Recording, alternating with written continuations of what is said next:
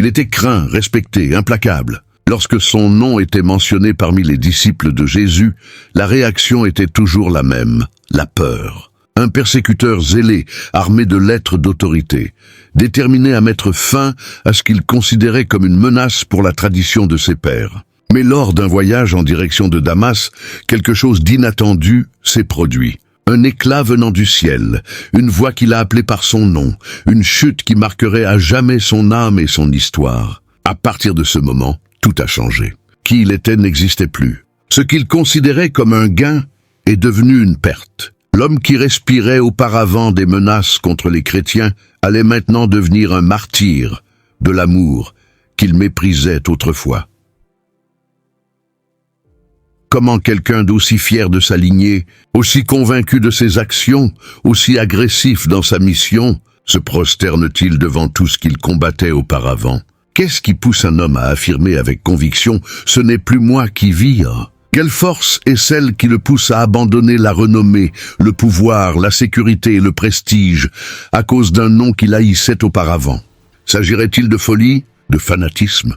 Ou Paul a-t-il découvert quelque chose d'assez profond, d'assez transformateur, que aucune autre réalité ne pourrait égaler? Si la transformation de quelqu'un comme Paul vous a déjà fait vous arrêter un instant et réfléchir à ce qui motive réellement une vie, alors cette chaîne est l'endroit qu'il vous faut.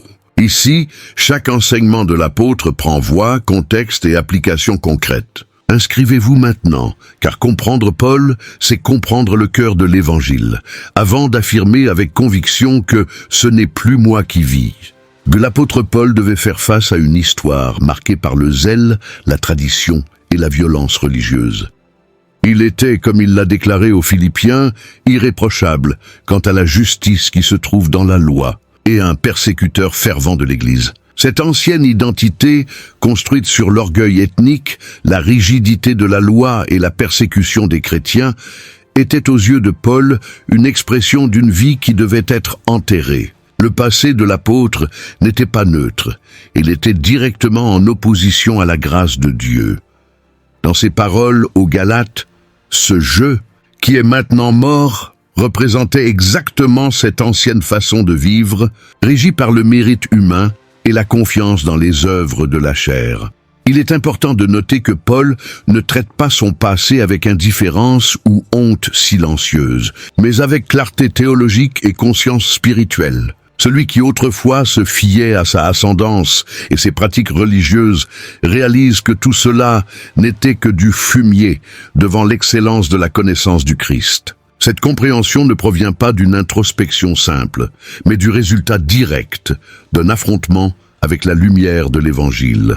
Le jeu qu'il déclare mort est un jeu qui vivait pour lui-même, même s'il croyait servir Dieu.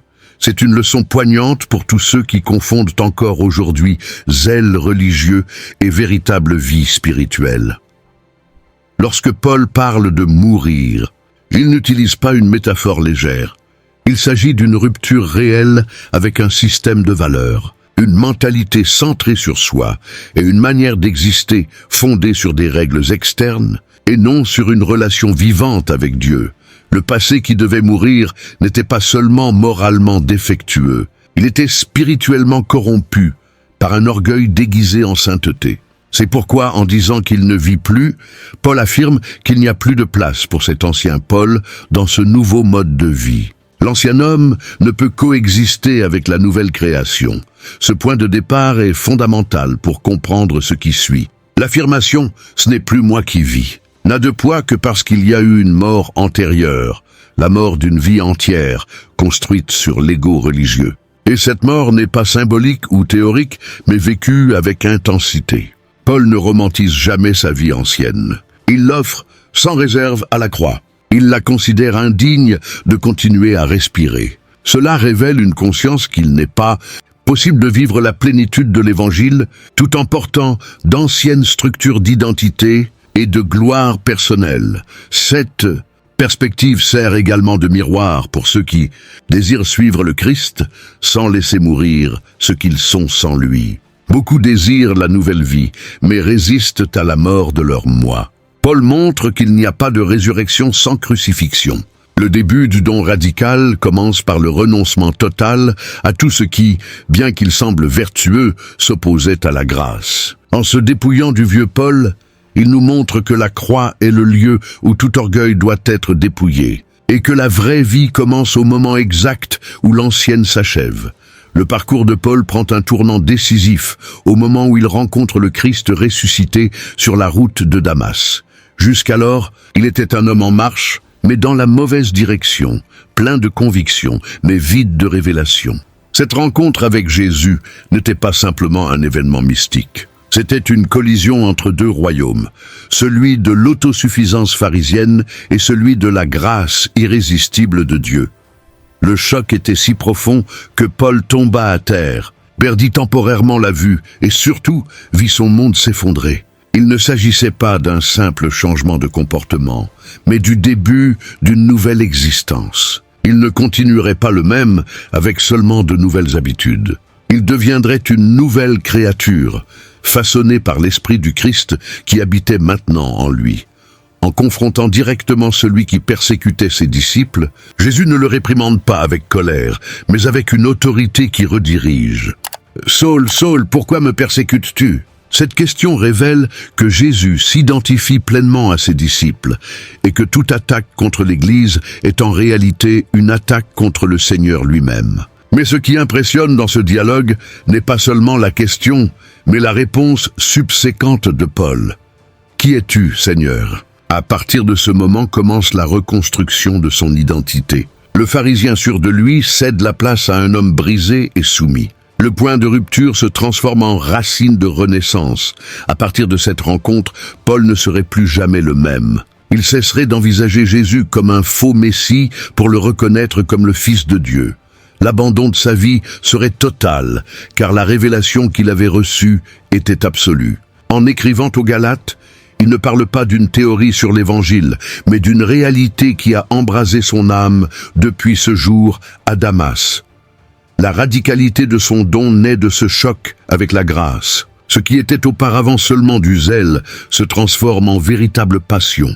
Ce qui était de la haine travestie en justice se transforme en amour sacrificiel pour le Christ et pour son Église. Cette renaissance redéfinit également sa mission. Celui qui respirait auparavant des menaces contre les chrétiens risque maintenant sa propre vie pour annoncer le même évangile qu'il tentait de détruire. Le changement est si profond que ses anciens alliés commencent à le considérer comme un traître, tandis que les chrétiens le regardent avec méfiance. Sa vie entre dans une nouvelle trajectoire, marquée non par la gloire humaine, mais par la souffrance, l'emprisonnement, les naufrages et le mépris, tout cela par amour pour le nom de Jésus. Cependant, Paul ne montre jamais de regret pour cet abandon. Au contraire, il considère tout ce qu'il a perdu comme du fumier devant la grandeur du nouveau qu'il a gagné.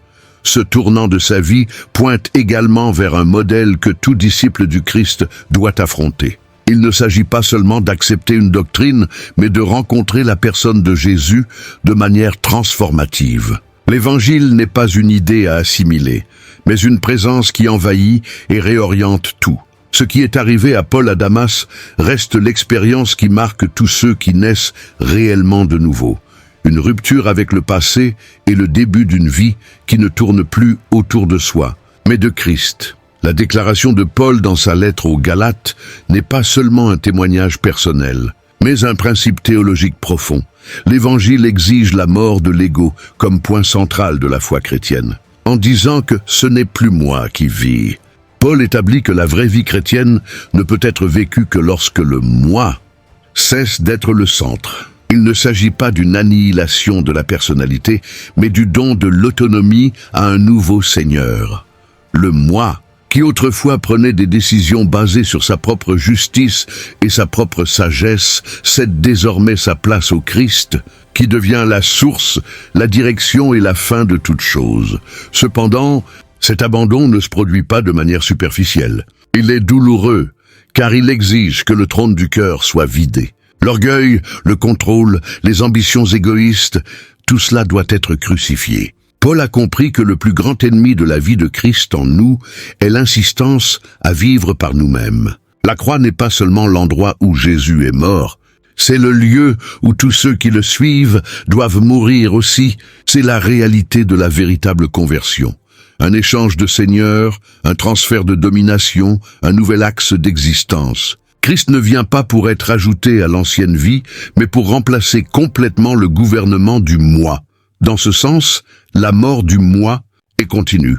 Ce n'était pas seulement quelque chose qui s'est produit dans le passé de Paul, mais une pratique quotidienne de soumission. La nouvelle vie en Christ exige que la vieille nature soit crucifiée chaque jour, afin que la volonté de Dieu prévale. L'apôtre ne parle pas d'un événement isolé, mais d'une posture constante de soumission.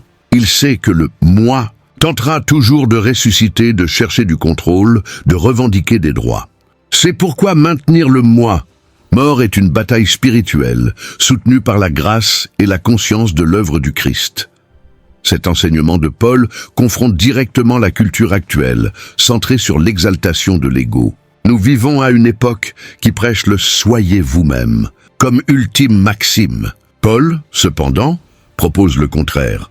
Renoncez à vous-même, prenez votre croix et suivez le Christ. La croix n'est pas seulement le symbole du christianisme, c'est la condition pour vivre en tant que chrétien. L'Évangile, selon Paul, n'est pas une auto-assistance spiritualisée, mais la bonne nouvelle que Christ vit en nous, et cela n'est possible que si nous mourrons avec lui.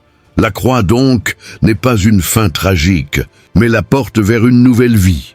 Cette déclaration de mort n'apporte pas de désespoir, mais de la libération. En cessant de vivre pour soi, Paul a trouvé une vie bien plus riche, profonde et pleine de sens. Le moi qui meurt laisse place à Christ qui vit. Et ce Christ n'est pas une idée abstraite, mais une présence réelle, active, transformative. Ce que l'apôtre révèle aux Galates est le secret d'une vie pleine, permettre à Christ de vivre à travers nous. Et cela n'arrive que lorsque nous cessons de vivre pour nous-mêmes. Et avant de continuer, il vaut la peine de faire une pause ici. Lorsque vous lisez cette phrase, ce n'est plus moi qui vis. Que vous inspire-t-elle?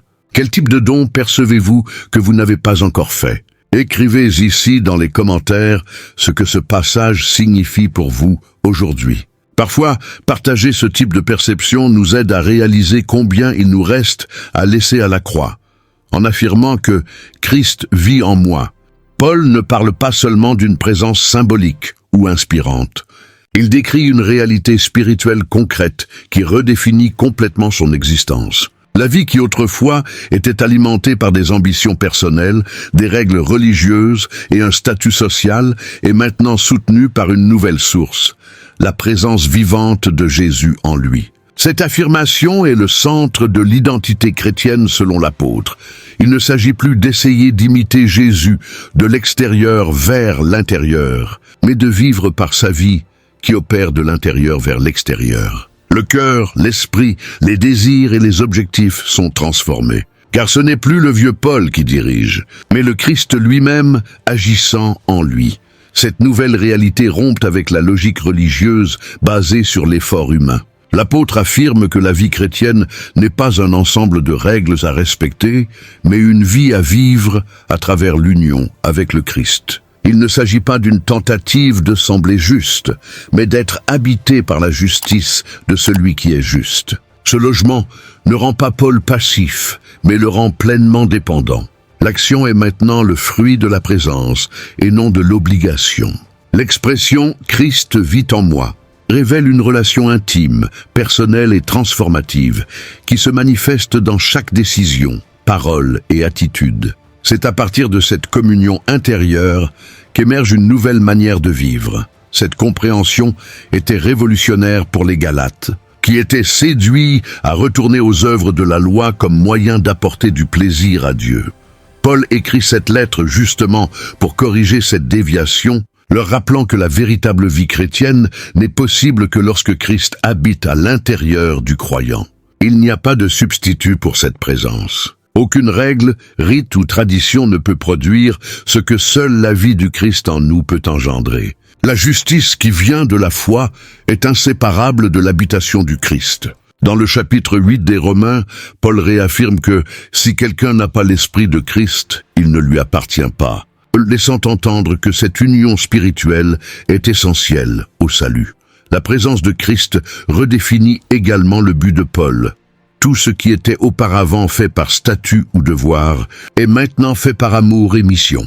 La vie apostolique, marquée par les emprisonnements, les coups et les privations, n'est supportable que parce qu'elle n'est plus soutenue par la force de Paul, mais par la force de Christ en lui. Cela explique comment il peut se réjouir au milieu de la souffrance, comme il l'écrit aux Philippiens, « Je peux tout par celui qui me fortifie ». La présence de Christ en lui est la base de son espérance, de sa persévérance et de son audace. Il vit, mais ne vit plus pour lui. Il vit par la présence d'un Sauveur qui le comble complètement.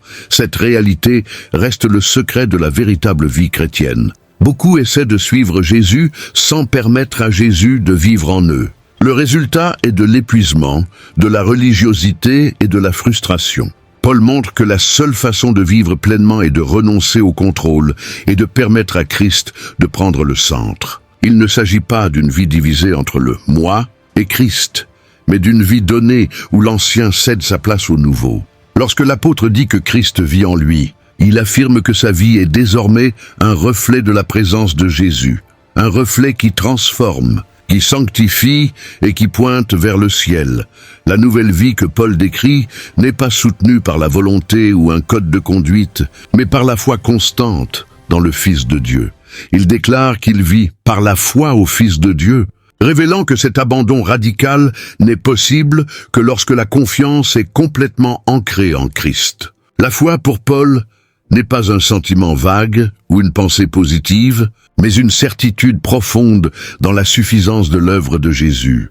C'est par la foi que se nourrit la persévérance, que se soutient l'obéissance et que devient possible une vie de renoncement. Sans foi, il n'est pas possible de vivre la réalité décrite dans Galates chapitre 2, verset 20. Cette foi n'est pas générique, elle est dirigée vers la personne spécifique de Jésus-Christ, le Fils de Dieu.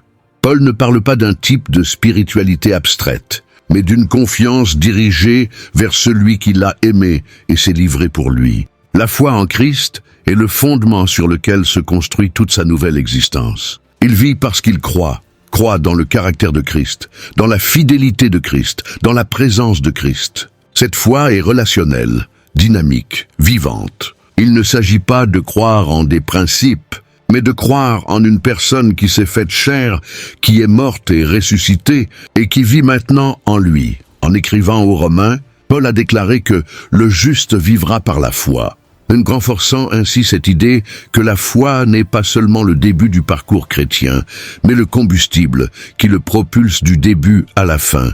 L'apôtre montre que la foi est plus qu'une conviction intellectuelle, c'est un mode de vie. C'est la foi qui le pousse à affronter les emprisonnements, les rejets et les dangers, sachant que rien ne pourra le séparer de l'amour de Dieu qui est dans le Christ. Cette foi élimine la peur, car elle est fondée sur quelque chose, ou plutôt quelqu'un qui ne peut être ébranlé. C'est pourquoi Paul ne vacille pas dans son engagement, car sa vie n'est pas construite sur des incertitudes, mais sur des promesses éternelles. La foi est aussi ce qui connecte le croyant à la grâce. Elle est le canal par lequel coule le pouvoir de Dieu. Paul ne dit pas qu'il vit par la foi en lui-même, ni dans sa capacité à obéir, mais par la foi en celui qui est capable de compléter la bonne œuvre commencée. Cette dépendance radicale est ce qui transforme la foi en force pratique. Elle façonne les décisions, inspire le courage et génère des fruits que aucune discipline humaine ne pourrait produire. La foi dans le Fils de Dieu est plus qu'une croyance, c'est une reddition. C'est remettre les commandes de la vie et avoir confiance que, même sans voir tous les chemins, celui qui a promis est fidèle pour guider.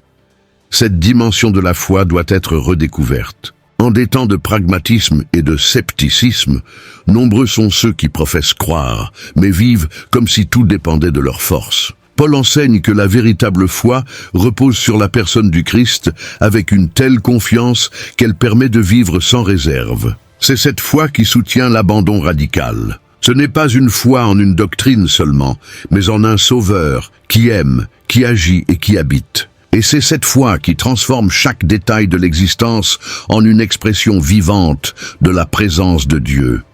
Parmi les expressions les plus personnelles que Paul utilise pour décrire sa nouvelle vie, se trouve la phrase « qui m'a aimé et s'est livré lui-même pour moi ». Cette affirmation révèle le fondement le plus intime de son abandon radical, l'amour personnel de Christ. Pour l'apôtre, l'Évangile n'est pas un message froid ou distant, mais une preuve vivante que Dieu l'a aimé de manière concrète, visible et sacrificielle. Cette conscience de l'amour de Jésus est ce qui soutient sa foi, sa reddition et sa mission. Ce n'était pas un amour générique, collectif ou symbolique, c'était un amour dirigé vers lui, qui l'a atteint, transformé et défini. Cet amour ne s'est pas exprimé seulement en mots, mais en action. Christ s'est livré. La croix, pour Paul, est la plus grande preuve d'amour jamais manifestée. Il comprend que celui qui possédait toute la gloire est devenu malédiction pour que lui, Paul, puisse être justifié. L'abandon de Jésus est le sommet de l'amour divin et cet abandon génère en Paul une réponse inévitable, la restitution de sa propre vie. L'apôtre reconnaît qu'il ne peut pas vivre pour lui-même après avoir été l'objet d'un amour si coûteux. Cette logique de la croix transforme sa manière de penser, de sentir et d'agir. L'expérience de l'amour de Christ change complètement le centre de motivation de Paul. Ce qui le pousse n'est pas la culpabilité, la peur ou l'obligation religieuse, mais la gratitude ardente d'avoir été aimé alors qu'il était un ennemi de la croix. Il a lui-même écrit aux Corinthiens que l'amour de Christ nous presse, montrant que sa motivation ne vient pas de l'extérieur, mais de l'intérieur, d'un cœur impacté par la grâce. Cet amour ne l'a pas seulement atteint, il le maintient ferme. Lorsque tout autour semble s'effondrer, c'est ce souvenir de l'amour de Christ qui le soutient et le pousse à avancer. De plus, cet amour le transforme en témoin. Paul ne peut pas garder cet amour pour lui. C'est pourquoi il le prêche, l'écrit, le vit. Chaque emprisonnement, chaque coup, chaque larme est l'expression de cet amour qui le consume. Il ne voit pas la souffrance comme une perte, mais comme un privilège. Dans le chapitre 3 des Éphésiens, il écrit sur la largeur, la longueur, la hauteur et la profondeur de l'amour de Christ, révélant que cet amour est inépuisable et que plus on y plonge, plus on désire vivre pour lui. L'abandon de Jésus pour Paul devient le modèle de l'abandon de Paul à Jésus. Ce fondement doit être rappelé à tout chrétien qui désire vivre intensément. Il n'y a pas d'abandon véritable sans une expérience profonde de l'amour de Christ. C'est cet amour qui libère de l'autopitié, qui guérit des blessures anciennes et qui donne sens au sacrifice. Quand Paul dit qu'il vit par la foi en celui qui l'a aimé, il montre que l'amour de Christ est le point de départ, le soutien et la destination de la nouvelle vie. Un amour pareil ne peut être ignoré, il ne peut être que répondu avec tout ce que nous sommes. En disant qu'il a été crucifié avec Christ, Paul révèle une des vérités les plus profondes de l'expérience chrétienne, l'union spirituelle avec le Seigneur dans sa mort. Cette expression n'est pas figurative, mais porte un poids théologique et des implications pratiques. L'apôtre comprend qu'en croyant en Jésus, il ne s'associe pas seulement au Sauveur en tant qu'admirateur, mais s'unit à lui d'une manière si intime que sa vieille nature est considérée comme morte sur la croix. Cette crucifixion spirituelle est le point de rupture définitif avec le péché, avec le monde et avec le domaine de la chair. Dans le chapitre 6 des Romains, il réaffirme cette vérité en déclarant que notre vieil homme a été crucifié avec lui, afin que le corps du péché soit détruit. Cependant, Paul ne réduit pas cette crucifixion à un concept théologique abstrait. Elle se manifeste dans la vie quotidienne. Le mourir avec Christ est une réalité spirituelle qui doit se traduire par des décisions concrètes. L'apôtre comprend que même crucifié, le moi essaie de se rebeller, essaie de descendre de la croix. C'est pourquoi il déclare aux Corinthiens qu'il meurt tous les jours, révélant la discipline spirituelle de se renier constamment. La croix n'est pas seulement un événement du passé, mais un mode de vie. Vivre crucifié, c'est choisir chaque jour de renoncer aux passions égoïstes, à l'orgueil, à la vanité et au désir de contrôler sa propre vie. Cependant, cette mort continue n'est pas destructrice, mais libératrice. C'est à travers elle que le vrai Paul émerge. Pas le Paul pharisien, orgueilleux et persécuteur, mais le Paul serviteur, humble et passionné pour Christ. La croix, pour lui, n'est pas un symbole de défaite, mais de victoire. C'est en elle que le péché perd sa force, que la condamnation est annulée et que la grâce règne souverainement. Lorsque Paul déclare qu'il a été crucifié avec Christ, il affirme que la peine qui pesait sur lui a déjà été exécutée. Il est déjà mort. Et c'est pourquoi il peut maintenant vivre librement, non plus sous la loi, mais sous la grâce. Cette vie cruciforme redéfinit aussi sa relation avec le monde. Paul écrit aux Galates que le monde est crucifié pour moi et moi pour le monde, montrant qu'il y a une rupture avec le système de valeurs autour de lui. Il ne cherche plus à plaire aux hommes, il n'est plus motivé par des ambitions terrestres et ne mesure plus le succès aux normes sociales. Son cœur est lié à la croix et son identité est cachée en Christ. Cela le rend incompréhensible pour le monde, mais profondément cohérent avec le ciel. Cette nouvelle manière d'exister est une réponse à l'amour qui l'a racheté et une préparation à la gloire qui l'attend. Ce appel à la crucifixion avec Christ reste vivant pour tout véritable disciple. Beaucoup désirent les bénédictions de la croix, mais résistent à son appel à la mort. Paul enseigne cependant qu'il n'y a de résurrection que pour ceux qui sont prêts à mourir avec Christ. Et cette mort ne signifie pas une perte d'identité, mais la découverte de la véritable identité, celle qui ne peut être révélée qu'une fois que le moi est finalement placé sur l'autel. La croix continue d'être le chemin vers la liberté, la force pour la sainteté et le sol fertile, où la nouvelle vie fleurit. Parmi les plus grands témoignages du pouvoir transformateur de l'Évangile se trouve la vie même de Paul, celui qui était auparavant connu sous le nom de Saül. Persécuteur de l'Église, devient un fidèle serviteur de Christ et apôtre des nations. Le changement n'a pas été superficiel ou forcé. Il a été radical, profond et permanent. L'identité qui était auparavant construite sur la lignée, la tradition et les titres est maintenant redéfinie par un seul lien, son union avec Christ. En écrivant aux Philippiens, Paul déclare que tout ce qu'il considérait auparavant comme un gain, il le considère maintenant comme une perte, à cause de l'excellence de la connaissance de Christ Jésus, son Seigneur. Cette transformation est plus qu'un changement de comportement, c'est un changement d'essence.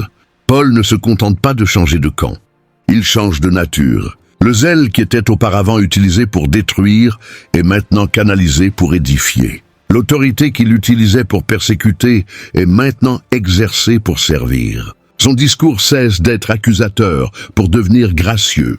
Il ne se vante plus de qui il était, mais de ce que Christ a fait. Cela révèle que l'identité chrétienne ne naît pas de l'effort personnel, mais de l'œuvre régénératrice de l'Esprit. C'est Christ qui donne un nouveau nom, un nouveau cœur et un nouveau but. La nouvelle identité de Paul est également marquée par l'humilité. Il se présente comme serviteur de Jésus-Christ. Dans plusieurs de ses lettres, y compris dans la lettre aux Romains, où il commence en disant « Paul, serviteur de Jésus-Christ, appelé à être apôtre ». Cela est significatif. Il ne commence pas par mettre en avant son apostolat, mais par sa servitude. Celui qui a un jour utilisé sa position pour dominer se place maintenant sous l'autorité de Christ et au service de ses prochains. Cette transformation ne le rend pas arrogant, mais soumis. L'ancien orgueil cède la place à une dépendance totale du Seigneur qui l'a racheté. Cette nouvelle identité redéfinit également sa mission. Paul comprend qu'il a été choisi pour annoncer les bonnes nouvelles parmi les gentils. Ce n'est pas lui qui a choisi ce chemin, il a été choisi. Il reconnaît que tout ce qu'il est et fait est directement lié à l'appel divin. Il n'y a pas de place pour l'autopromotion. C'est pourquoi il insiste auprès des Galates que l'évangile qu'il prêche n'est pas selon les hommes, ni reçu d'aucun homme, mais par révélation de Jésus-Christ. Cette conscience d'une origine divine le rend inébranlable face aux critiques et aux persécutions. Il sait qui il est, parce qu'il sait d'où il vient et pour qui il vit. L'histoire de Paul est une puissante preuve que personne n'est hors de portée de la grâce. Peu importe à quel point quelqu'un est éloigné, l'Évangile a le pouvoir de transformer n'importe quelle identité. Mais cette transformation exige une reddition. Le persécuteur ne devient serviteur que lorsqu'il s'incline devant la croix. La nouvelle identité ne naît pas d'un effort de réinvention, mais d'une expérience de rédemption. Et quand cela se produit, le passé ne définit plus l'avenir. Ce qui était autrefois une source de honte devient maintenant le témoignage de la grâce. Les paroles de Paul ne se limitent pas à l'exposition d'une expérience personnelle. Elles contiennent un appel implicite à l'imitation. En écrivant aux Corinthiens, il invite audacieusement « Soyez mes imitateurs, comme je le suis de Christ ». Cet appel ne naît pas de l'orgueil, mais d'une conscience claire que sa vie incarne les principes de l'Évangile. L'abandon radical qu'il décrit dans Galates 2, verset 20, n'est pas exclusif, mais exemplaire. Paul savait que son témoignage devrait inspirer d'autres à vivre de la même manière, crucifiés avec Christ, soutenus par la foi et motivés par l'amour. Il ne propose pas un christianisme théorique, mais vécu avec intensité. Cet appel à l'imitation est un défi parce qu'il exige plus que l'admiration. Il exige une décision. Suivre les pas de Paul signifie accepter la même croix, embrasser la même foi et se rendre au même amour. Il ne s'agit pas de copier des comportements externes, mais de reproduire la disposition intérieure de totale remise. Beaucoup respectent Paul, mais peu désirent vivre comme il a vécu. Sa vie de renoncement, de sacrifice et de mission semble trop lourde pour ceux qui sont encore attachés à leur propre « moi ». Cependant, l'apôtre montre que c'est le seul chemin pour expérimenter la véritable liberté en Christ. L'invitation à l'imitation est également un antidote contre un christianisme superficiel. À une époque où l'on recherche le confort et la commodité, Paul présente une foi qui coûte tout, mais qui donne aussi tout. Il n'a promis aucun confort, mais la plénitude. Et cela n'est possible que lorsque l'on embrasse l'Évangile de tout son cœur. En disant qu'il ne vit plus, mais que Christ vit en lui, Paul présente le modèle de vie chrétienne que tous sont appelés à suivre. Il n'est pas une exception.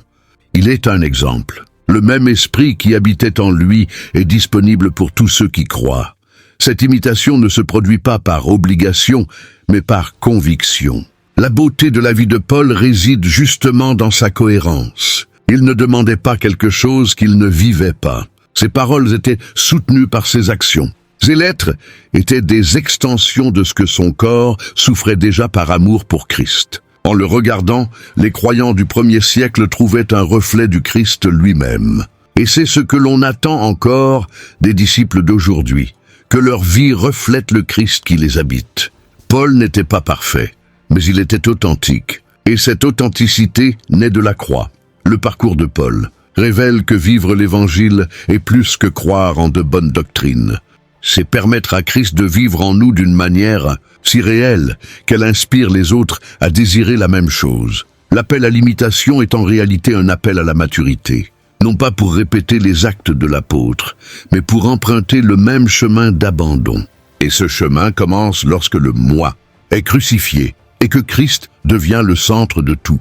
Le plus grand héritage de Paul n'a pas été seulement ses lettres, mais la vie qu'il a vécue.